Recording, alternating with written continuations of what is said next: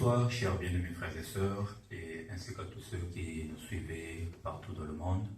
Bienvenue sur notre page Tabernacle Média, la page du message, dans laquelle nous parlons des œuvres que Dieu accomplit dans le message. Nous parlons aussi de nos artistes du message, de leur album, ainsi qu'autre chose qui se passe dans le monde du message. Et en même temps, nous parlons aussi de l'entrepreneuriat. Ce soir, nous recevons sur nos plateaux un bien-aimé frère ici dans la ville de Houston. Je vais laisser le temps de lui présenter lui-même, mais avant cela, je voudrais aussi quand même présenter. Je suis le frère Marc-Laurent Andon, je viens de Boston et je suis venu ici pour rencontrer notre bien-aimé frère que je vais saluer. Bonsoir bien-aimé frère. Bonsoir précieux frère Frise. Est-ce que vous pouvez vous présenter, nous dire votre nom et prénom et qui vous êtes? Je m'appelle le frère Zoé DB, je suis pasteur ici à Houston, au Texas. Ça fait une dizaine d'années que nous sommes ici, nous travaillons pour l'avancement de l'œuvre de Dieu dans cette localité de Houston Tabernacle. Merci beaucoup, cher bien-aimé frère. D'abord, merci d'avoir reçu notre invitation, accepté de nous recevoir ici dans votre église. Avec vous, nous voulons un peu parler de votre expérience avec le message. Nous voyons que vous êtes très jeune et nous voulons savoir un peu qu'est-ce que vous pensez par le message de façon brève. Qu'est-ce que le message de frère Branham que vous croyez? Merci pour la question, très bonne. Le message, qu'est-ce que c'est? Pour moi, le message, c'est la révélation de la parole. C'est l'éclaircissement de la Bible. Vous savez, Jésus avait parlé de façon un peu codée dans la parole, mais il nous a été promis qu'il arrivera un temps où tous ces mystères ou toutes ces choses que Christ nous a dit de manière parabolique nous sera révélées, afin que le peuple de Dieu soit bien affermi pour se préparer à la venue du Seigneur Jésus. Merci beaucoup. Nous voyons aujourd'hui, vous avez une église que vous conduisez et nous savons que c'est une charge très très difficile.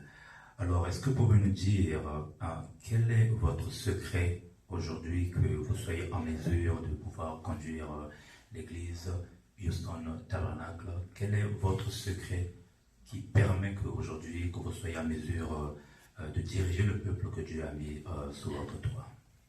Mon secret, c'est juste l'abandon, sincèrement l'abandon au Seigneur, parce que je l'ai compris, c'est pas notre œuvre. La Bible dit que tant monté au ciel, il a fait les dons aux hommes, les uns comme apôtres, les autres comme pasteurs, les autres comme ainsi de suite.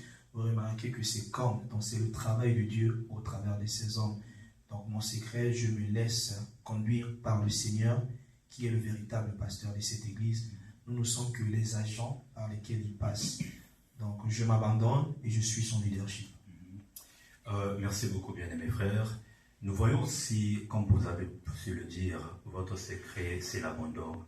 Mais quand nous essayons un peu de regarder le passé, depuis que vous êtes né, vous avez fait votre enfance, vous avez grandi, jusqu'à ce que vous êtes devenu ce que vous êtes aujourd'hui. C'est sûr et certain, vous avez aussi des amis qui ont fait le même parcours, mais nombreux d'entre eux n'ont pas pu avoir l'occasion aujourd'hui d'être tels que vous êtes. Nombreux peut-être sont dans le monde. Nombreux aujourd'hui se retrouvent dans des conditions vraiment difficiles. Qu'est-ce qui est fait que vraiment, depuis votre naissance jusqu'à l'âge que vous n'avez pas dérouté, vous n'avez pas connu ce que les autres ont connu? Quel a été votre secret? Est-ce que c'est le même secret qui vous permet aujourd'hui de tenir votre église, ou bien il y a eu autre chose que vous avez touché, il y a eu autre secret? Nous voulons un peu que vous puissiez nous parler de cette chose, que nous voulons savoir cela, quel a été votre secret pour que les gens puissent être bénis en vous écoutant.